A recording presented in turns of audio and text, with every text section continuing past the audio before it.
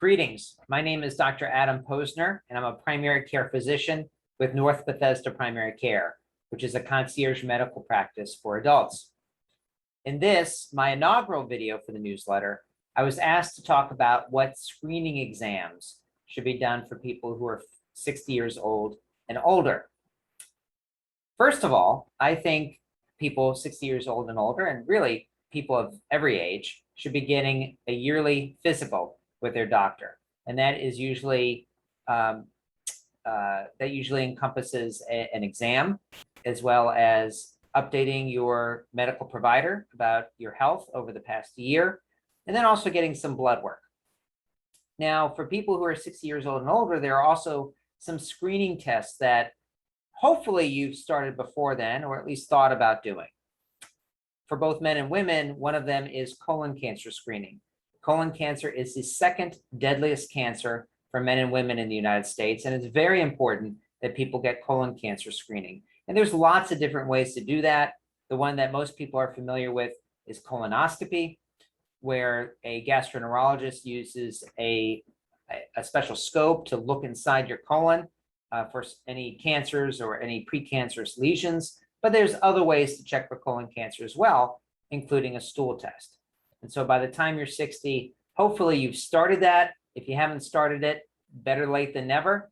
And the frequency of at which you have to do that test is really going to depend upon your family history and also what's found on the previous exam.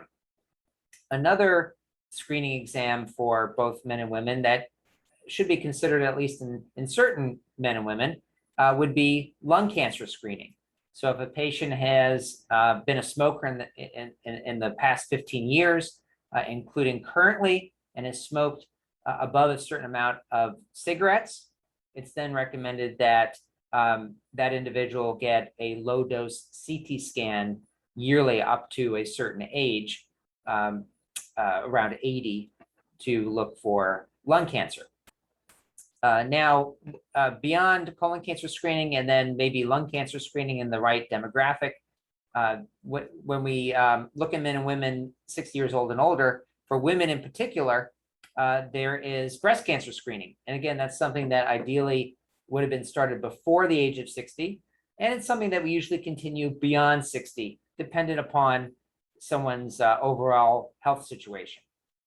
If they have a good life expectancy, then we want to continue that screening probably for a while longer. And for breast cancer screening, the best test for that really is mammogram, although if women are at increased risk for breast cancer, sometimes we'll also do MRI. Also for women, we have cervical cancer screening. That's something that we'll usually do beyond the age of 60 as well. And that entails a pap smear, and also perhaps looking for HPV, which is the virus that causes cervical cancer, and we can check for that on a pelvic exam.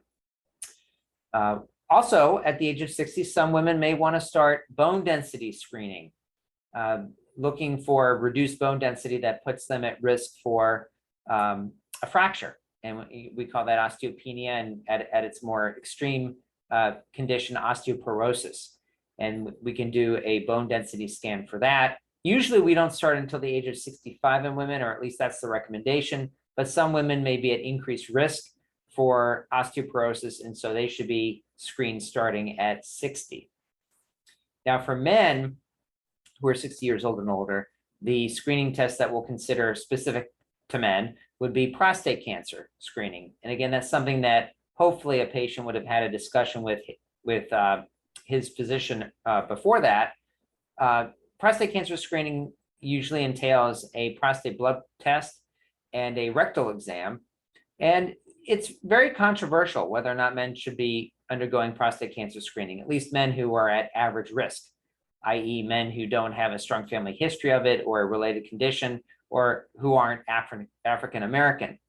And the reason why prostate cancer screening is so controversial is because there are many false positives, especially with the prostate blood test. It's an overly sensitive test, and the false positives are not benign. They can cause anxiety. They can lead to additional testing, some of which is pretty invasive and can have side effects themselves. So it's at least a discussion that a man 60 years old and older should be having with his physician.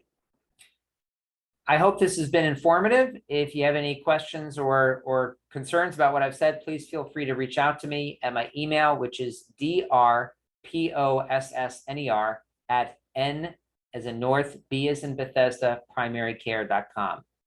drpossner @nbprimarycare.com. Thank you and take care.